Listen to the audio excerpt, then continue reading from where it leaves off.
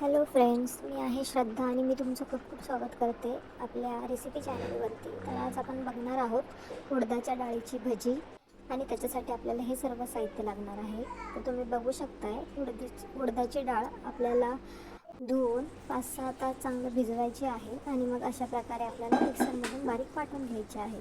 आता आपण या मिक्सरच्या भांड्यामध्ये आलं, लसूण, मिरची हे व्यवस्थित बारीक वाटून घेतलेलं आहे आणि हे वाटलेल्या डाळीमध्ये आपल्याला टाकून घ्यायचं आहे. त्याच्यातच आपण जिरे, बारीक चिरलेला कांदा आणि भरपूर अशी कोथिंबीर टाकायची आहे. कारण कोथिंबीर टाकल्याने हे खूप छान टेस्ट लागते आणि एकदम कुरकुरीत होतात. आणि चवीनुसार मीठ टाकून घ्यायचं आहे. तर तुम्ही पाहू शकता हे सगळं मिश्रण मिक्स करून घ्यायचं आहे.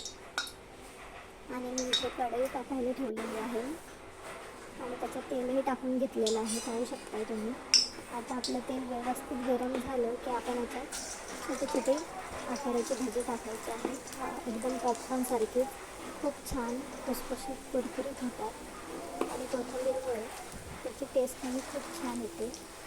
हे लागतात मेंदू वड्यासारखेच, पण आलं, लसूण आणि कोथिंबीरमुळे याला खूप छान टेस्ट येते. तर तुम्ही पाहू शकताय किती छान प्रकारे कलर आलेला आहे यांना आणि कुठेही चिटकलेलं नाही आहे. एकदम व्यवस्थित होतात आणि हे अशाच प्रकारे आपल्याला गोल्डन करून घ्यायचे आहे. पाहू शकताय किती छान आणि व्यवस्थित झालेले आहे. तर तुम्ही एकदा नक्की अशा प्रकारे करून बघा. आता चण्याच्या डाळीचे, मुगाच्या डाळीचे आपण नेहमीच भजी खातो, पण ही भजी एकदा नक्की तुम्ही ट्राय करा, तुम्हाला नक्की आवडते.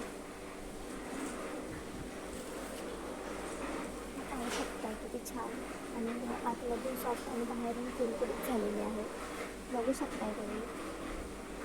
तर अशा प्रकारे तुम्ही उडदाच्या डाळीचीही भजी करू शकता.